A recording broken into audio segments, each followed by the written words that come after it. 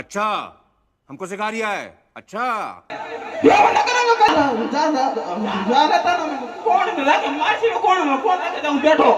તારો માર કેટલાય માગા આવે હું તું વાડો વાહ. તો હેલો ગાઈઝ, ગુડ મોર્નિંગ. કેમ છો બધા? મજામાં? સ્વાગત છે તમારું મારા નવા બ્લોગમાં. અને આજના બ્લોગની શરૂઆત થાય છે નવરાત્રિના ચોથા દિવસથી. આપણે કાલમાં ટ્રેક્ટર હાંક્યું હતું, ત્યાં રોટેટર હાંકી દીધું છે. આમાં મકાઈ વાવવાની છે, એટલે આપણે જવાનું છે ખાતરની ગુણી લેવા અને મકાઈ લેવા.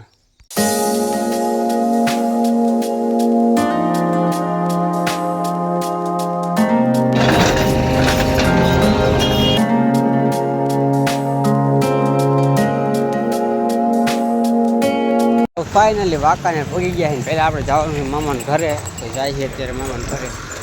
તો ફાઇનલી આપણે મામાને ઘરે પહોંચી ગયા હતા. એ હું ને મારા મામા બે જાય છે વાંકાનેરમાં.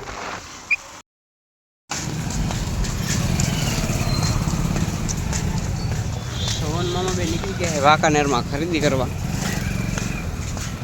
ફાઇનલી મેન બજારમાં હરિહંત ઇલેક્ટ્રોનિક વાળાની અહીંયા પહોંચી ગયા છે અને આપણે લેવાની છે ઇલેક્ટ્રોનિકની વસ્તુ. પછી આવી ગયા કરિયાણા વાળાની દુકાને, અને પછી આવી ગયા મોબાઈલમાં ટફન નાખ, અને પછી લઈ લીધી મકાઈ. ગાડી ભરી લીધી.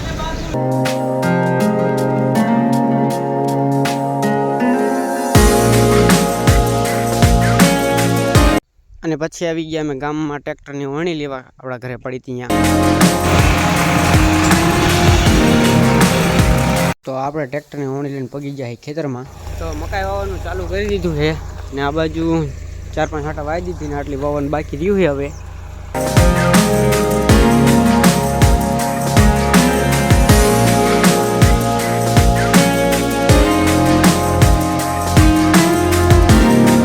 તો ફાઇનલી મકાઈ વવાઈ ગઈ છે, અને આપણે 9 વાગવા આવ્યા છે, અને હવે આપણે જવાનું છે ગામમાં. નવરાત્રી ચાલુ થઈને એટલા માટે. તો હાલો જાય. બધા નવરાત્રી હાલે છે, મારા ભાઈબંધને જો એડિટિંગ સિવાય બીજું કઈ વસ્તુ જ નહીં હો. આ બાજુ આ મઢ છે, અને મેં બેઠા એમ ભાઈબંધ ભાઈ, અને જો આપણો થંબનેલનું એડિટિંગ કરે આપણો ભાઈબંધ. ફાઇનલી 11 વાગી ગયા, અને આપણે કરી દીધો છે ભાઈબંધ નાસ્તો કરવાનું ચાલુ. આમ જો બાકાજી કે બોલાવો. અને પછી આવતા રહી આપણે નવરાત્રીનું ફની નાટક જોવા માટે.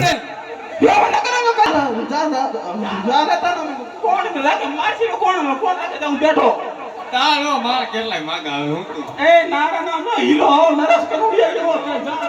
વાડો વાહ.